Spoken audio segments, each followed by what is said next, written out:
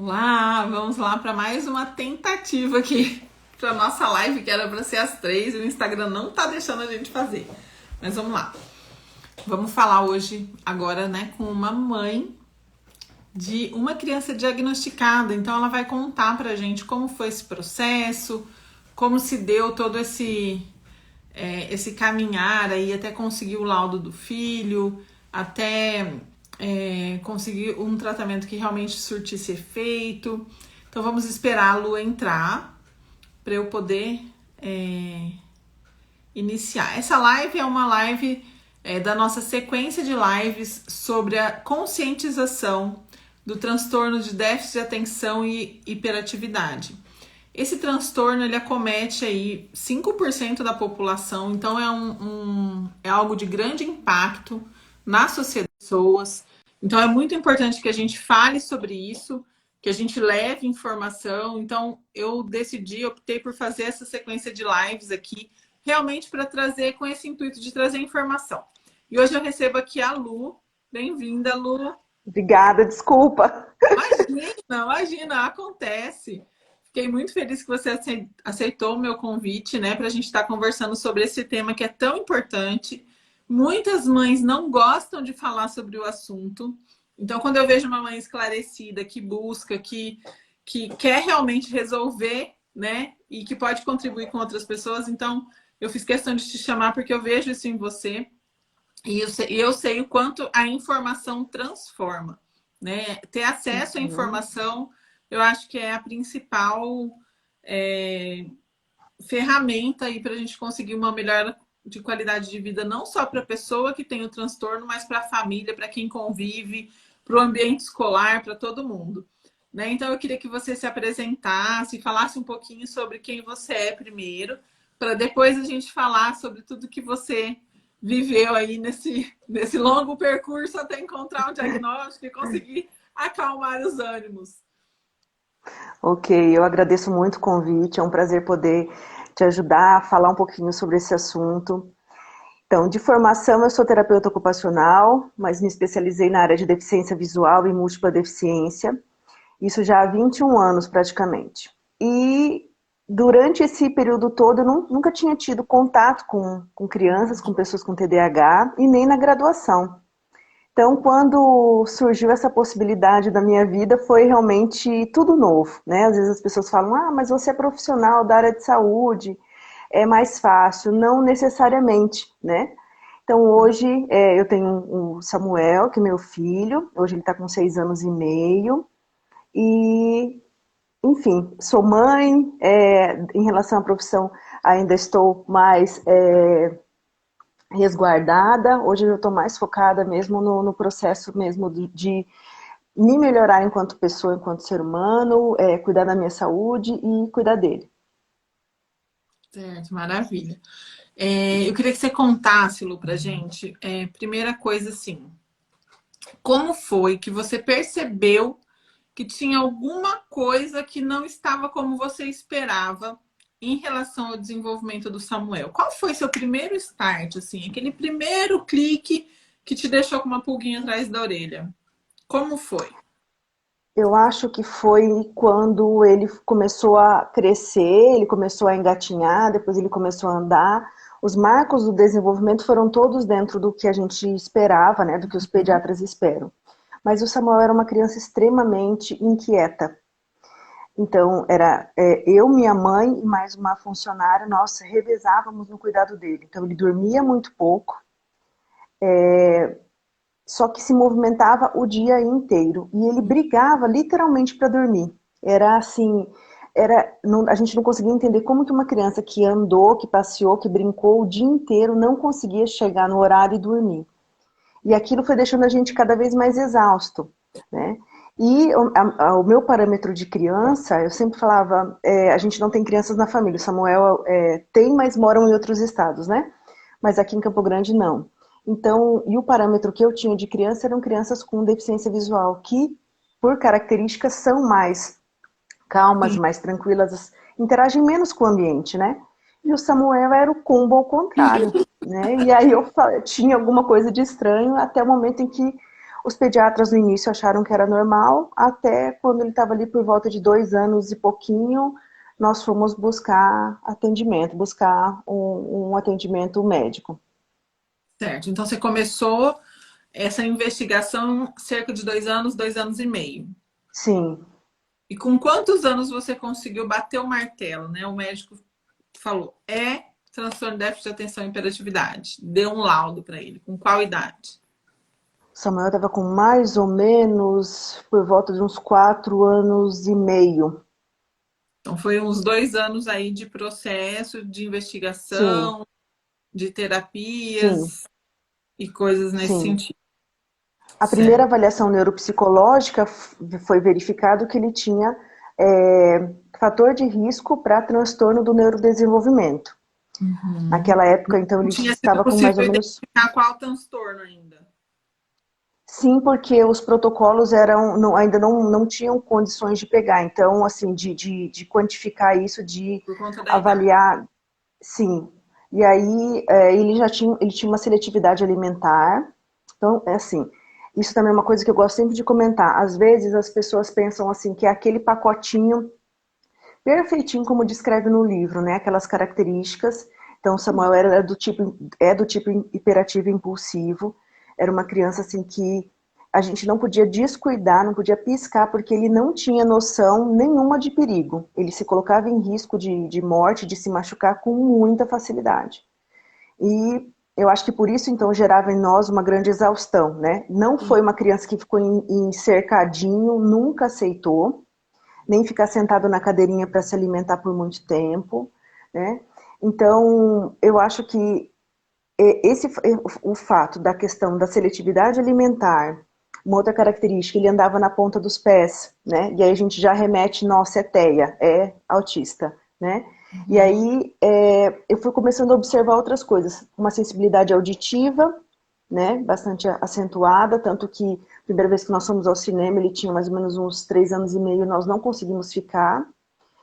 E eu fui observando algumas características e aí nós começamos a investigar.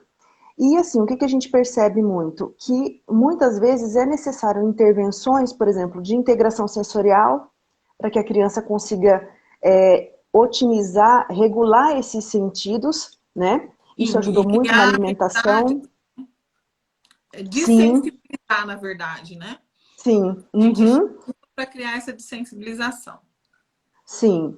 Alguns alimentos, inclusive, ele tinha náusea, ele vomitava, né? Hoje isso reduziu muito, mas eu Uhum. percebo assim, muitas vezes os pais, as mães, principalmente que ficam, né, mais tempo com os filhos, observam e às vezes acham, ah, não, vamos esperar. Não, não espera não. Busca. Coração de mãe não se engana, né, Sofia? Quanto antes, melhor, né? Quanto mais É, rápido a gente começa com as intervenções, melhor, mais tranquilidade sim, a gente consegue trazer para a nossa vida, porque não é fácil, né? Não é fácil sim, ser mãe de uma criança com déficit de atenção e hiperatividade, ou só com déficit de atenção, ou só com hiperatividade. Não é fácil. Não é sim. fácil ser mãe, né, gente? Ponto. De uma Ponto. criança típica, então, piorou, né? Sim, Tem que buscar sempre. Lu, queria te fazer algumas perguntas, assim. sim.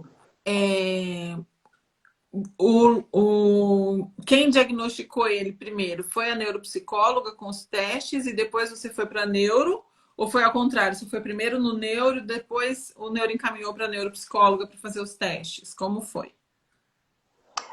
O primeiro passo, nós fomos, na época, eu fui no psiquiatra infantil.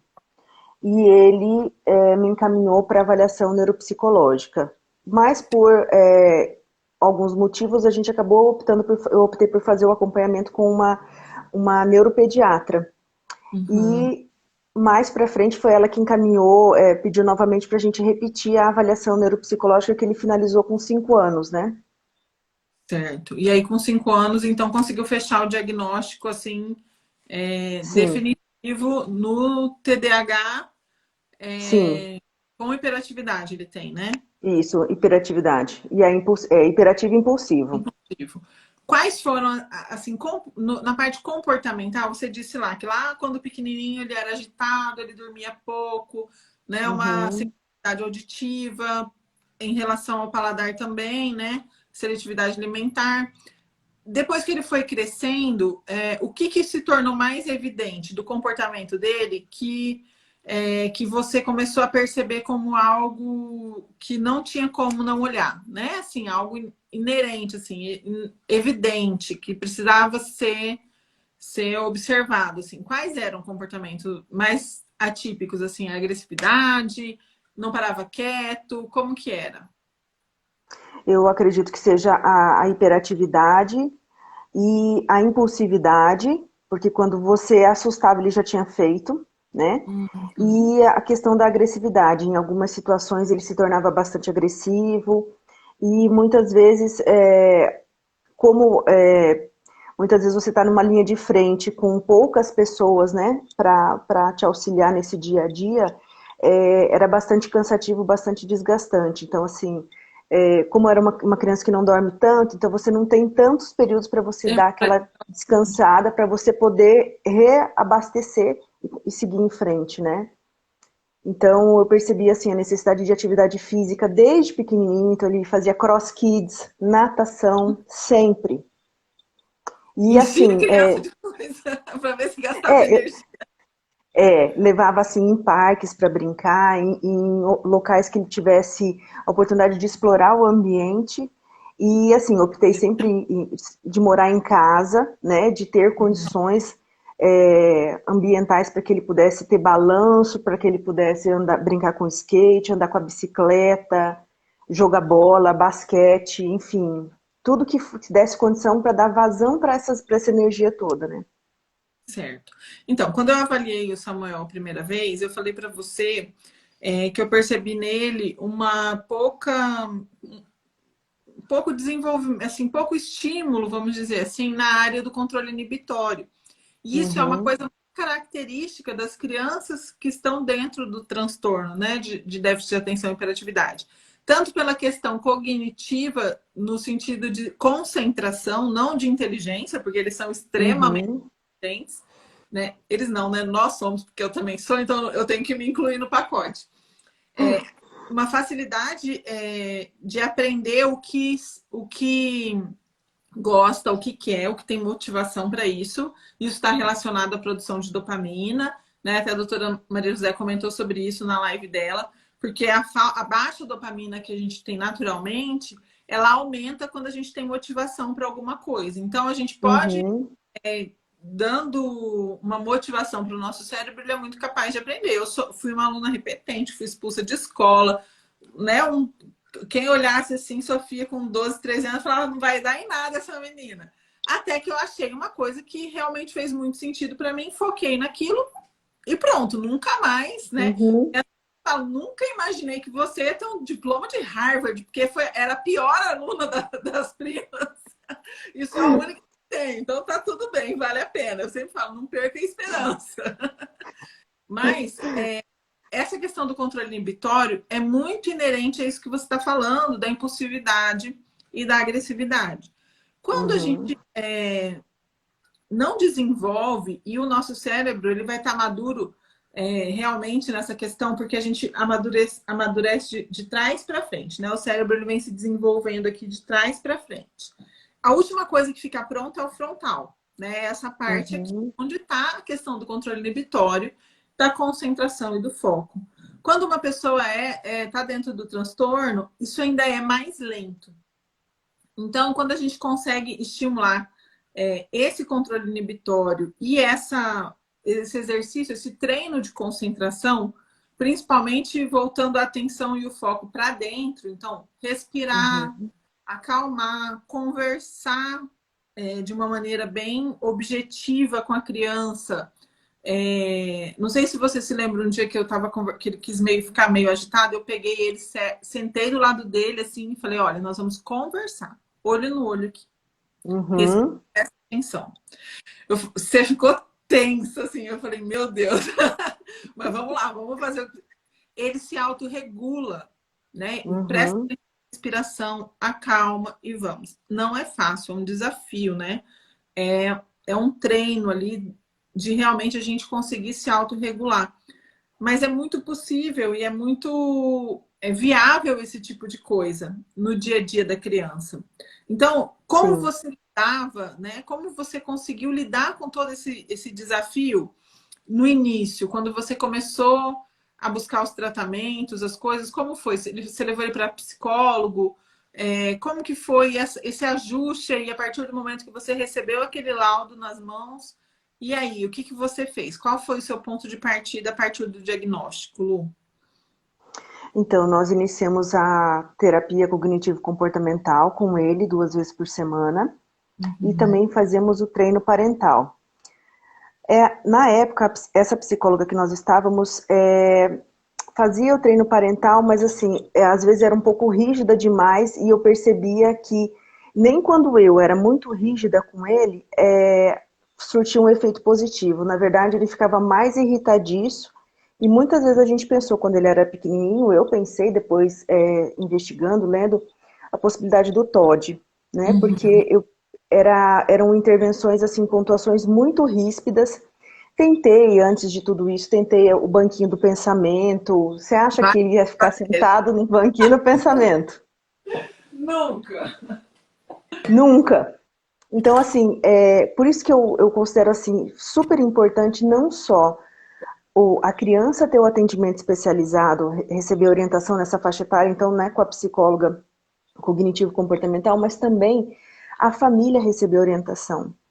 A Sim. família, a mãe tá, no caso, se é um casal, o casal ir para um atendimento e receber essa orientação do psicólogo, porque assim, é como se a gente abrisse uma outra porta para um mundo paralelo, né? É um mundo paralelo que tem que conversar com a nossa sociedade também, né? Porque vivemos em Tem que estar sociedade. inserido, né?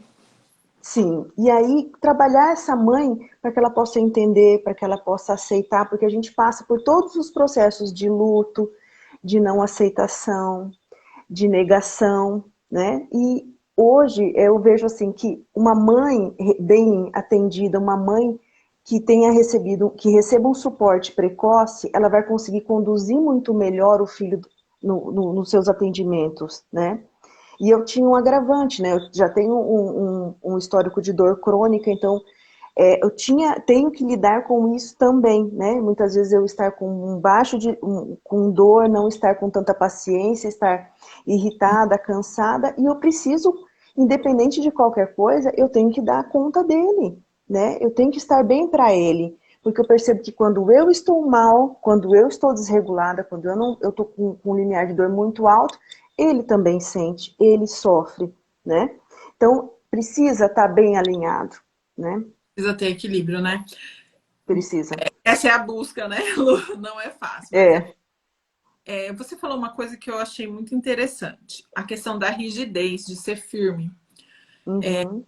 Muitas pessoas confundem, e eu estou falando de profissionais. Eu dei muitos anos aula em pós-graduação, de educação especial, de educação, psicopedagogia, de neuropedagogia. Dei aula muitos anos na pós-graduação presencial. Então eu posso falar isso com toda convicção. Muitos profissionais confundem firmeza com rispidez. Eu acho que Uhum. a gente precisa ser firme de uma maneira amorosa. Então, a Sim. firmeza, você ser firme no que você fala, mas você ser amoroso ao mesmo tempo, acolhedor, não precisa nem ser amoroso, mas ser acolhedor, ter empatia pela criança, é Uhum. né? É fundamental no processo. Porque como que Sim. você vai, para que você consiga que qualquer intervenção tenha um resultado positivo, a primeira coisa, o básico que se precisa criar é o vínculo.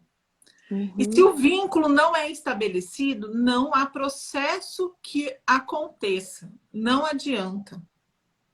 Então, é muito importante que os professores, os profissionais, os familiares, que não sejam os pais, porque também tem essa questão familiar. Muitas pessoas na família falam: não, esse é falta de educação, você não dá limite para essa criança, você é muito Uhum. junto. Eu passei por Sim. isso, vejo as mães dos meus pacientes passarem por isso, e a empatia é um fator primordial quando a gente fala em qualquer tipo de transtorno ou de condição atípica. Não só em Uhum. relação à criança, mas em relação a adultos e tudo. É essa noção de ter a firmeza que eu cobro, eu falo isso para as mães que eu atendo, você sabe disso, tem que seguir o que é combinado, tem que fazer o combinado. Mas como a gente Uhum. vai seguir esse combinado é que é a questão.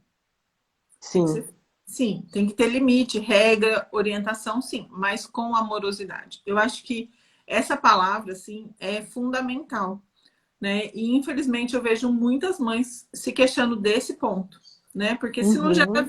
não tem como, não vai para frente, não dá. Não vai. Não E, mesmo. e aí depois do TCC, como foi? Para onde você foi com ele? Como que desenvolveu aí a história do Samuel?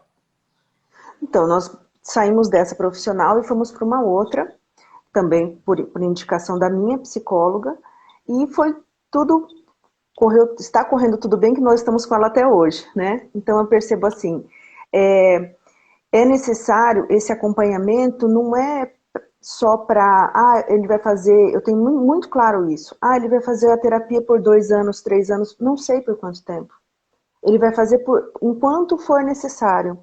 Enquanto surgir demandas, enquanto tiver comportamentos disruptivos, comportamentos inadequados, nós vamos estar com um grupo de pessoas trabalhando em prol para que ele se torne o mais próximo, não da normalidade, porque não existe, né, o normal. O que Que é existe normal você, né? é o que é normal, né?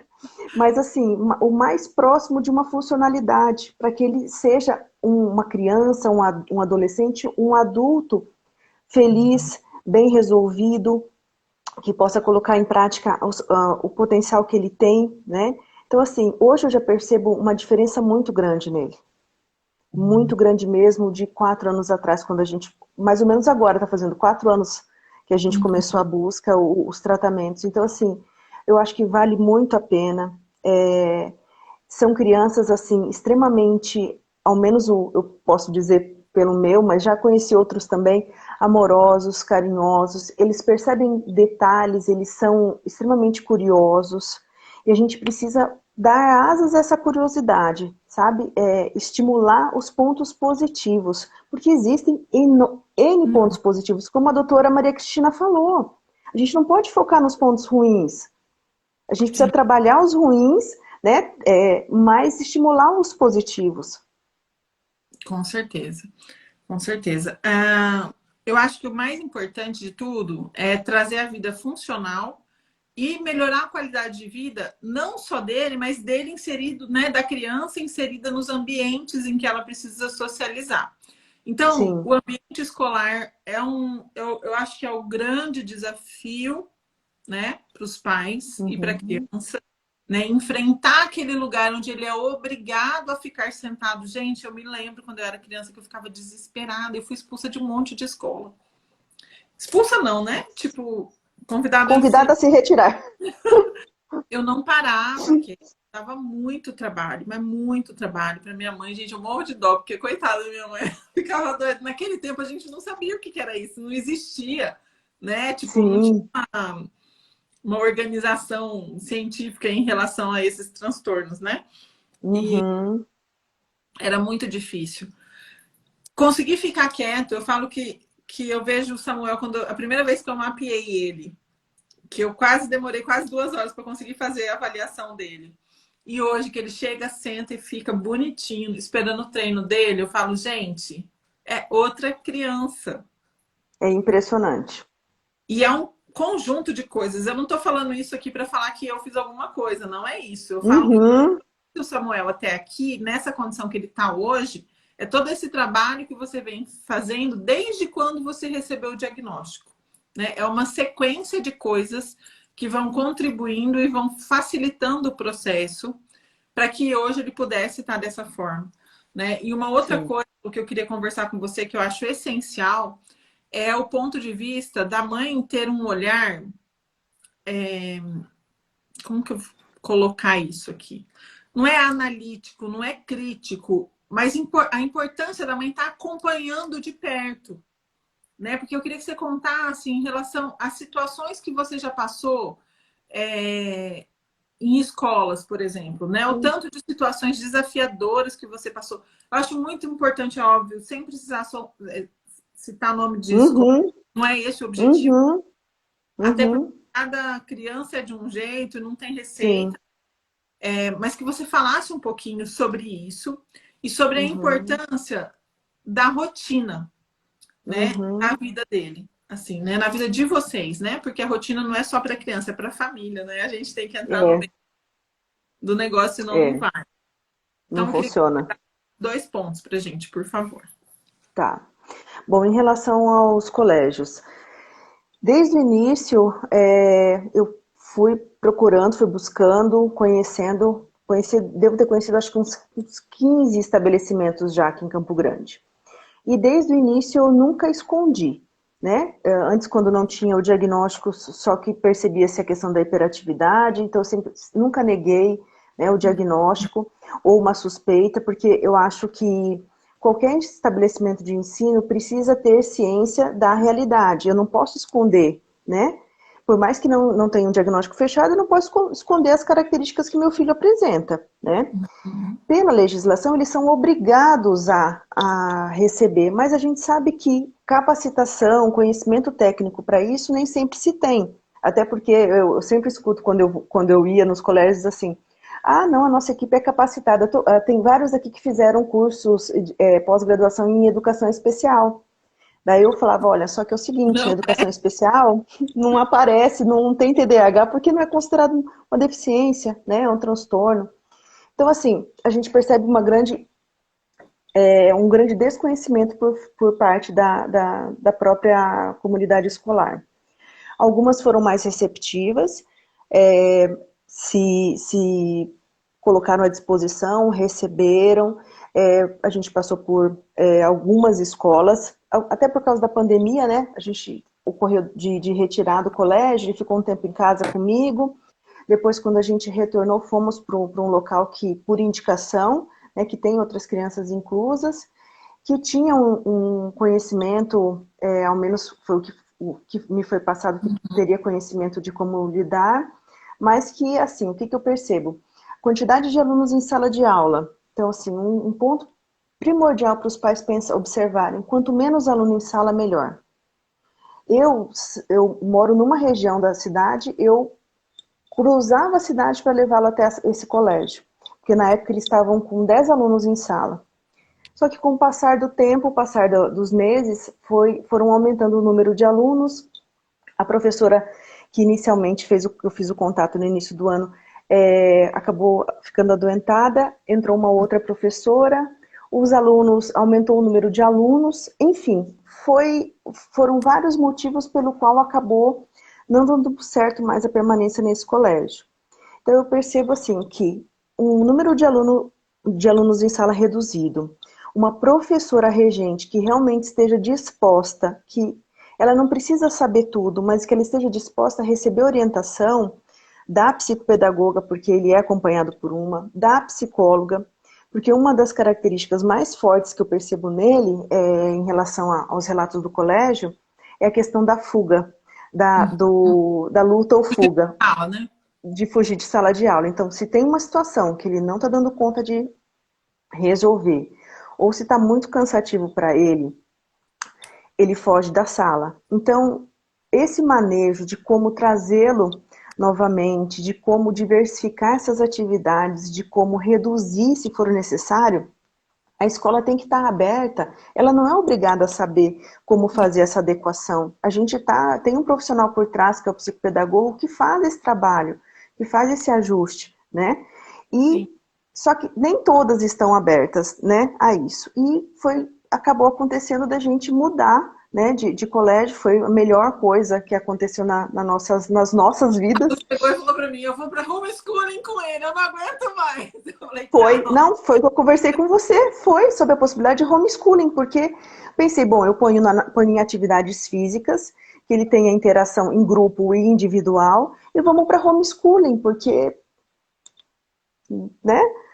Só que, assim, tudo caminhou super bem, eu estou super feliz, eu agradeço muito a equipe que nos acolheu, porque, assim, nos recebeu com muito amor e carinho, que hoje Hoje ele quer ir para o colégio, ele sente falta, nas férias ele pedia. Então, assim, eu só tenho que agradecer, sabe? E ainda existem possibilidades, grandes possibilidades aqui mesmo na nossa cidade, sabe? Ai, que bom. Eu fico E você comentou sobre a questão, pediu para eu comentar sobre a questão da rotina. isso. Desde pequenininho, a gente não tem uma vida social ativa, tipo, sair à noite, né, dormir tarde, acordar tarde. A nossa vida é super regrada já em função dele. Por quê? O que eu percebi desde o início? Se ele dormia cedo e acordava cedo, ok, ele estava bem, ele passava o dia bem. Se ele dormisse tarde e acordasse cedo, da mesma forma, ele continuava acordando cedo, só que ele ficava extremamente irritadiço, extremamente choroso, e eu percebia que o rendimento dele caía.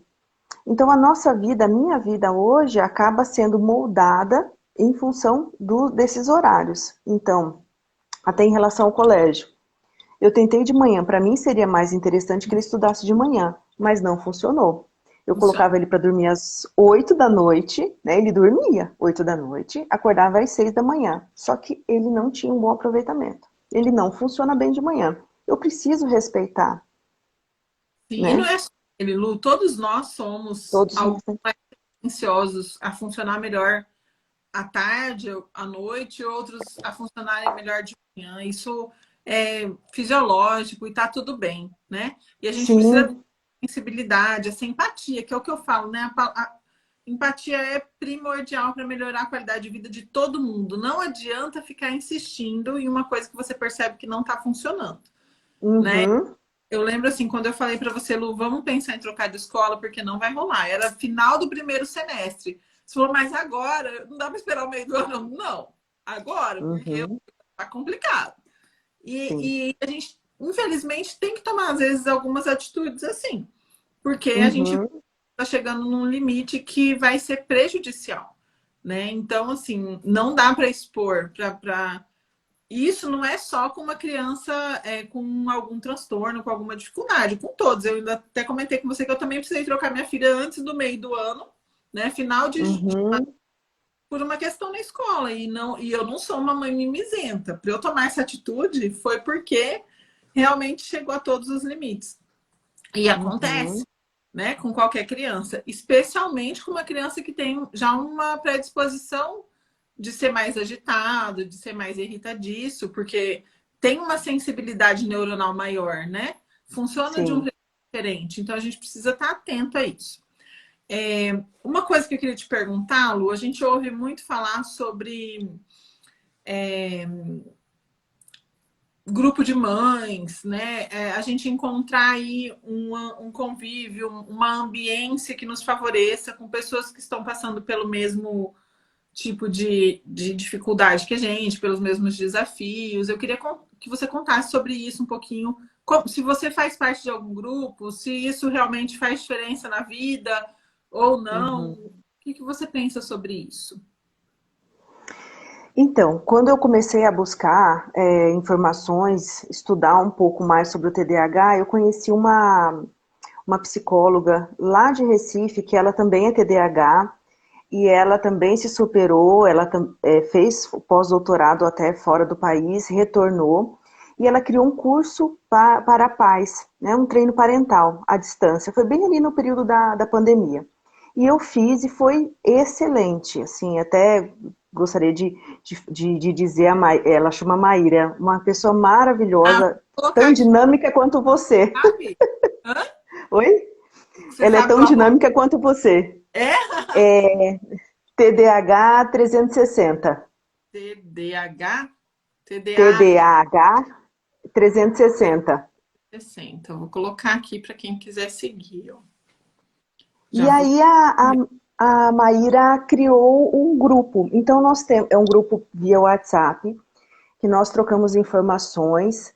E é muito legal, porque assim, desde um medicamento que uma mãe tentou e não deu certo, um comportamento, uma característica do colégio, enfim, tudo a gente compartilha, até material adaptado, a Uhum. gente tem a gente troca figurinhas, sabe? E eu fico muito feliz porque é onde eu me sinto eu me sinto acolhida, estão falando a minha língua, né? Então, eu me sinto assim, eu percebo assim que a gente, como mãe de criança atípica, a gente acaba se isolando um pouco também, porque nossos filhos funcionam diferente, nem todo mundo consegue lidar com facilidade. O meu sonho de consumo é conseguir criar um grupo presencial aqui em Campo Grande. Talvez não só com TDAH, mas com TEA também, porque eu sinto uma necessidade muito grande de instrumentalizar essas mães. Eu penso, às vezes, Sofia, em relação a essa grande massa carcerária que nós temos hoje, né? A quantidade de situações que a gente está vendo na televisão em relação a tudo, a suicídio, a assassinatos, a acidentes. Até onde não são tantas crianças, adolescentes e adultos que não tiveram oportunidade e que acabaram indo por esse caminho. A doutora Maria José falou sobre isso na live também, né? Porque é como eu falei, Uhum, o frontal, ele, de uma pessoa que tem TDAH, ele não vai ficar maduro aos 20 anos igual da maioria das pessoas se ele não tiver o estímulo adequado, o tratamento adequado, seja ele medicamentoso, terapêutico, neurofeedback, não importa qual a estratégia, mas ele precisa de uma intervenção para que a gente possa uhum, desenvolver esse controle inibitório. E cada pessoa sim. vai ajustar do seu modo. Eu, por exemplo, eu amo altura e velocidade. Então, quando eu vejo que eu estou muito agitada, assim, eu vou para o meu neurofeedback, tudo bem, me dou uma regulada, mas eu preciso fazer alguma coisa que me solte adrenalina e que eu possa respirar. Aquilo é um além Uhum, para mim. Parece que uhum, cérebro, é muito doido. Então, assim, eu vou pular de parapente, eu vou fazer bang jump, todo mundo fala que eu sou doido. Fui para o Canadá, subi na torre lá de 360 metros de altura, fiquei pendurado lá no cabo de aço. Isso, para mim, é regulação. E cada um vai uhum, achar o seu jeito com o seu tempo. Só que as pessoas que não têm acompanhamento, que não têm tratamento, elas vão fazer o quê? Elas vão fazer o que elas querem, vão se colocar em risco, elas vão uhum, não tem limite. A gente é muito mais difícil uhum, conseguir ter limite do que é saudável, do que é razoável, do que é socialmente aceitável. A gente não consegue ter essa regulação. E não é porque a gente não quer, é porque o nosso cérebro não está maduro no frontal o suficiente para desenvolver controle inibitório. A doutora Maria José uhum, falou da mentira. Eu, quando eu era criança, gente, como eu inventava mentira. Minha cabeça não parava, era uma coisa de louco. Era uma coisa de louco, assim. Eu falei, meu Deus, quando eu me dei conta, eu falei, meu Deus do céu, socorro, para! Eu sou uma pessoa extremamente rígida com relação a isso, porque essa dificuldade do controle inibitório te estimula, parece. É uma criatividade muito absurda, é uma. Gente, é difícil de descrever o que a gente sente, sabe? É como uhum. se Eu tivesse imagino. um vulcão aqui dentro o tempo todo querendo entrar em erupção. É muito doido. E ó, que eu tô medicada. Medicada. Agora você imagina. E às vezes as pessoas falam assim, né? Ai, como que você faz tanta coisa? Você tem que parar de inventar moda. Eu fui falar pro meu marido esse final de semana que eu ia fazer mais uma pós. Ele brigou comigo, não deixou. Falei, tá bom, não vou fazer, mas eu preciso arrumar alguma coisa para fazer, porque eu terminei o curso em Harvard, tá me sobrando tempo, eu tô ficando louca porque eu preciso fazer alguma coisa. A minha amiga, assim, ó, é muito doido, gente, é muito doido. Eu queria conseguir ser diferente, mas tá bom, eu tô feliz sendo quem Tá eu sou, bom. né? Eu acho Uhum, que o grande lance é isso, é que os pais tenham essa sensibilidade de permitir que os filhos sejam quem eles nasceram para ser, né? uhum. E favoreçam esse desenvolvimento e favoreçam essas possibilidades, assim como você vem fazendo com o Samuel, que eu tenho certeza que você vai se orgulhar ainda muito desse menino, porque ele é muito inteligente. Ele é Obrigada. muito, ele é de fora de base. Lu, eu queria que você dissesse assim, o que, que você acha de que faltou a gente conversar algum ponto assim que você acha importante de falar. A gente falou sobre rotina. Bom, a relação mãe e filho, acho importante. Você Uhum. se relacionar também, como é, né? Essa vida de uma mãe com um filho assim, como é? Porque você tem que se Uhum. dedicar muito a essa criança, né? Esse filho. Dá tempo de ser mulher, de ser profissional? Como que você lida com tudo isso aí, né? Uhum. E o que você acha mais importante de falar também sobre esses aspectos individuais, assim, né? Porque não é só a criança que sofre, né? Que tem a consequência Uhum. desses desafios todos. A família toda entra no barco, né? Sim. Então, em relação à família, graças a Deus a minha família sempre me apoiou muito, sabe? Eles me ajudam muito, principalmente no campo financeiro, assim, todos os tratamentos que são necessários ser feitos, eles estão sempre ao meu lado, dando todo o apoio e suporte. Então, assim, eu só tenho que agradecer pela família que eu tenho, que me dá condições de buscar o melhor para o Samuel, sabe? A nossa rotina, a gente é bem grudinho, né? Eu e ele. No período da manhã, normalmente, ele faz as terapias, ou a gente tá em casa fazendo também a tarefa, que eu acompanho a tarefa com ele, toma banho, aí ele almoça no colégio e tem o período da tarde que ele estuda, né? E assim, eu optei por. Eu sempre fui uma pessoa também bem workaholic, sempre amo muito a área que eu escolhi para trabalhar, mas eu percebi que, ao menos nesse momento, eu preciso priorizá-lo nesse. É o momento dele agora. Eu acho que se eu estou colhendo hoje frutos, é em função disso, de ter me dedicado mais a ele, de estar mais próximo. Como é uma maternidade solo, eu acredito que as demandas em relação a mim são muito maiores, porque eu acabo sendo referência em tudo. Né? Meu pai me auxilia bastante no final de semana, ele é a referência masculina do meu filho, e mas eu percebo assim que a gente sente necessidade, sente vontade, mas eu escolhi ele nesse momento, escolhi me dedicar a ele. Hoje ele já questiona, ele já pergunta, ele fala que quando que eu vou arrumar o pai 2? O pai 2 que ele fala para mim. Ele, às vezes, tem noite que ele ora pelo pai 2, ele pede para que venha com o irmão, é até engraçado, sabe? Ele Olha, já pede o irmão de brinde. Mas assim, tudo no seu tempo, sabe? Eu não quis, eu tinha muito receio de colocar uma pessoa, um estranho, dentro não dentro da minha casa, mas que tivesse na convivência vida. conosco na nossa vida. E eu fico pensando assim, se nós, eu que sou mãe, tenho dificuldade, tinha mais dificuldade, né, de lidar com alguns comportamentos. Se a família que é sangue tem dificuldade, você imagina um estranho, né? Então, assim, pela questão da hiperatividade, da impulsividade, né? Então, eu não quis expor meu filho. Foi uma escolha que eu fiz e te digo que de todo o coração, eu estou muito feliz por ter feito essa escolha.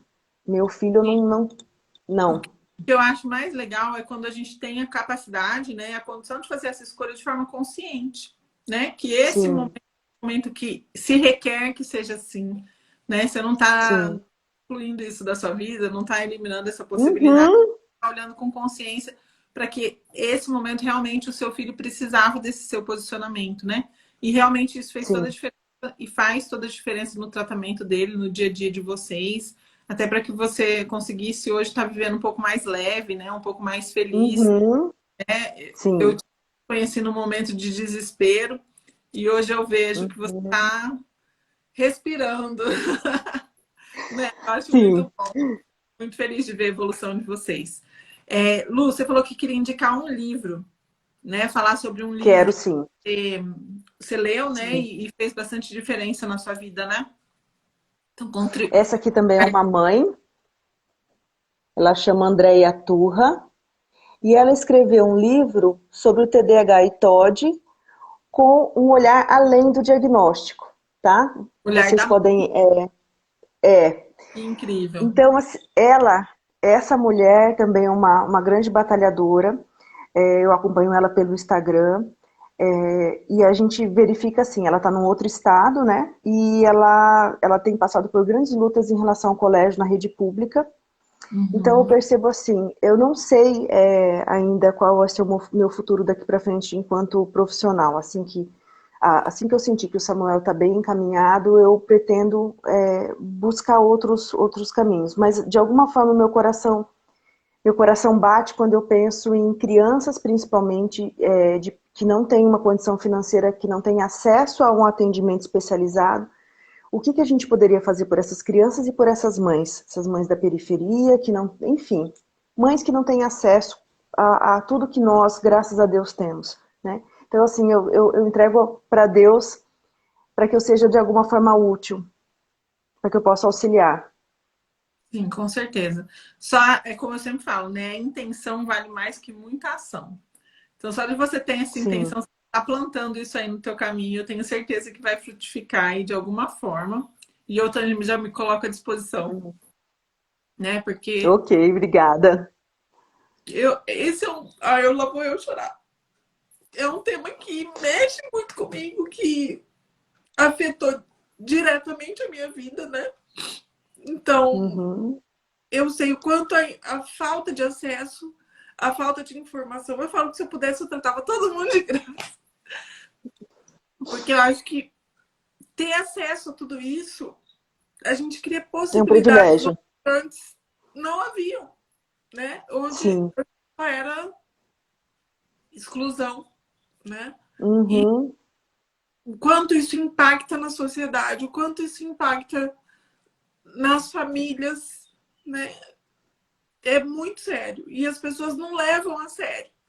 É muito Não. que você vê uma criança ser chamada de bagunceiro, de agressivo, de desatento, Uhum. né? De preguiçoso, sendo que é uma condição, não é uma escolha, Sim. né? É.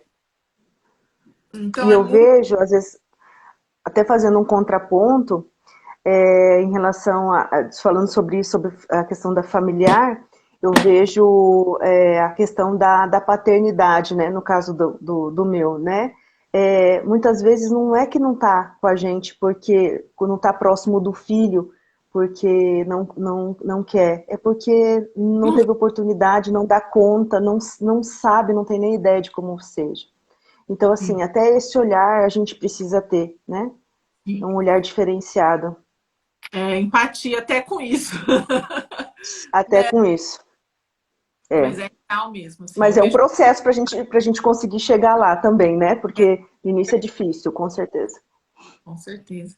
Bom, Lu, tem mais alguma coisa que você queria falar? Alguma coisa que a gente deixou que eu deixei de te perguntar? Não, eu acho que é isso. Eu acho que é escutar o coração enquanto mãe e buscar. Busque outras mães, busque suporte. Se o seu coração não está tranquilo, vá atrás de outros profissionais e eu estou à disposição para o que precisar também. Enfim, não desista nunca, E vamos nunca. colocar esse grupo aí de mães, tá? Conta com Amém, vamos sim. Lu. Então, muito obrigada, tá? Pela sua participação Eu que aqui. agradeço. Feliz com esse nosso bate-papo. Vou deixar nossa live salva, que daí Tá depois bom. a gente pode compartilhar com outras pessoas. Você pode colocar lá no seu grupo de WhatsApp Uhum, para eles assistirem também. E é tá isso. joia. Obrigada. Beijo para você, um beijo para o Samuel. Obrigada. E é isso. Obrigada para vocês também. Acho que mais duas lives. Deixa eu dar uma olhadinha aqui. O que que a gente tem amanhã? Eu adorei da doutora Maria Cristina. Ela é Muito maravilhosa. boa. É. Ela é ótima.